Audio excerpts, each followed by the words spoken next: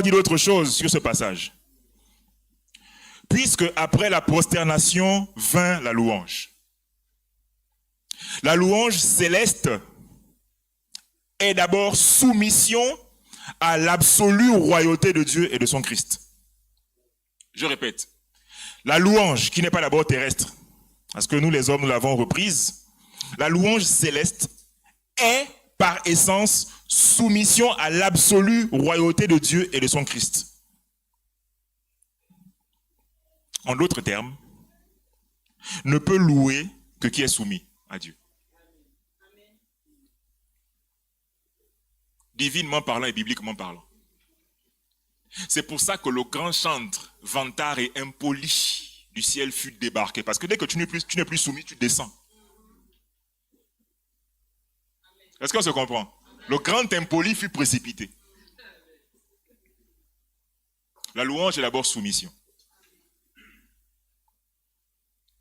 Et la louange aussi, comme le livre, elle est théocentrique, elle est christocentrique, elle est crucicentrique, elle est sotériocratique et elle est hématocratique aussi.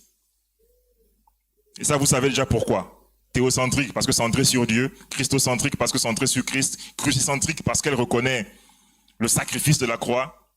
Sotériocentrique, à cause de la reconnaissance du salut et le rachat de tous les hommes, de tous les peuples, de toute langue, de tout pays. Et hématocratique, parce que c'est le sang qui a servi à tout ça. Toute louange, parce qu'il y a des conséquences.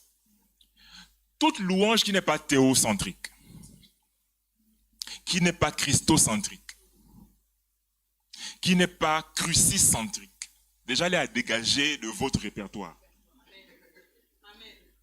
Et dans votre église, j'espère que vous veillez à ce que tout cantique qui n'est...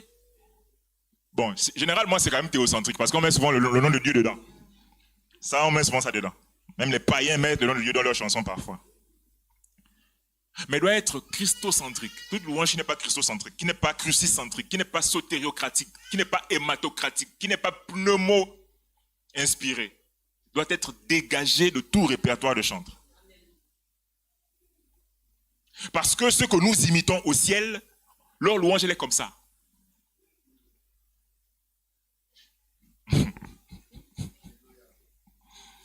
Oh.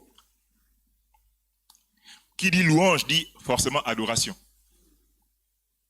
Toute adoration qui n'est pas théocentrique, christocentrique, crucicentrique, sotériocratique, hématocratique, pneumocratique doit être balayée. Et donc en résumé pour cette partie, tout le monde a reconnu Jésus comme roi. Il a fait la preuve. Parce que dès qu'il prit le livre, tout le monde est descendu. Et tout le monde a commencé à chanter. Et tout le monde a commencé à chanter la même chanson. Tu es digne d'ouvrir le livre et d'en rompre les sceaux, car tu as été immolé et tu as racheté pour Dieu par ton sang des hommes de toute tribu, de toute nation, de tout peuple et de toute langue. Tout le monde a chanté la même chanson.